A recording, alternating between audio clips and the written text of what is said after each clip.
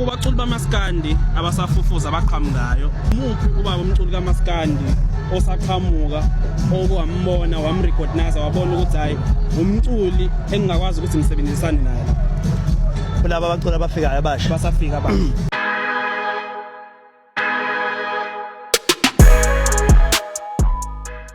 Hello everyone, uBresu lakho lomba kahle.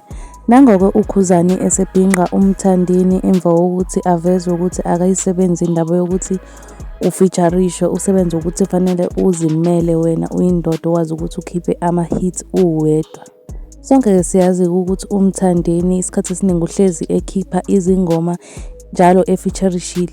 Ama-hit amaningi amthandini usuke efeaturishile kuwona, kodwa uKhuzani ama-hit amaningi akhe asuke eyedwa, ingakho-ke ekwazile ukuthi akhulume lento ade eyikhuluma ebhinqa ngamanye amazwi. Esishona khona ngingamoshela isikhathi sakho. Uma uthi uyaqala ukufila, make sure ukuthi ushiya usubscribe ukuthi uze uphuthelwe amavidiyo afana nalawo.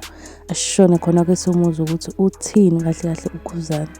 Kubaculi bamaskandi abasafufuza abaqhamukayo. Umuphi ubaba umculi kaMaskandi osaqhamuka okwambona wamrecognize wabona ukuthi hayi umculi engingakwazi ukuthi ngisebenzisane naye la?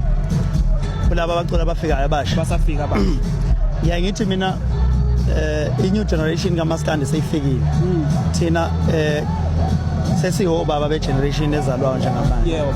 So uma ubaba we-generation efikayo akubalekile ukuthi ubonakale ususexokweni ne-generation efikayo. Iyeke introduce yona ngendlela ezozirepresenta ngayo kuMaskandi. Then ke mase besi-introduce usungakwazi ukuthi uma ubona ukuthi mhlawumbe bayastrugglisha there and there, so ungakwazi ukusondela kubona uzobasiza. Okwamanje there is no artist kulabo abafikayo engathi mina ngifisa ukusebenza nalo ngoba kumele sibanikeze indima bedla. Just imagine uDr Khumalo is a legend. Kufika uMfukeni, yabo, usefuna yena ukudlala noMfukeni, you understand? So uMfukeni uzoyakha ne legacy yakhe while mina I'm here ngoba once mina ngala sengiyamsitha. Uyamsitha. Kanti kumele yena ahambe abantu bambone, then I remain a legend. Angano ngizwa kahle. Ngizwa kahle kamhlophe kwami ababanyelapheka. Uyalapheka. Uyoni ansaka baba. Then mina I remain a legend. While khona ngizokwazi ukuhlonishwa. Ngoba into ezawenzeka uma ngabe mina sengiya lapha kumfukeni ngiuDr Khumalo uzovela angijike. Mayeke wangijika sebulahlile ulegend bami angisophinde ngihlonishwe. Okusho ukuthi ngamanye amazwi ubaba njengomculi kaMaskandi esingasho ukuthi uphezulu kakhulu ndoba kade esho ukuthi uyilegend yaMaskandi. Okusho ukuthi ubaba ngamanye amazwi uthi abaculi bamaskandi abasafika abafike bayiveze ukuthi bangobani ukuze nabo bazokwazi ukuthi bazakhele igama labo ngaphandle kokuthi abaculi abadala be-interfering. Yes.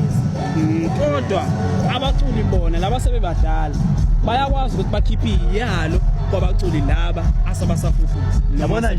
Yabona nje uma ungumculi angisho ukuthi lokhu ku wrong ukuthi makwenzeke, but kwesinye isikhathi uma umculi kubetter makufika wena umculi omncane ethi woza kumina baba uzongilekelela na ingoma asisebenze, but ukuthi mina ngilande yabo a young guy ngimsondeze kumina ngizoblocka phela manje indlela yakhe ngoba manje wherever la ufuna ukubonakala khona I will be there.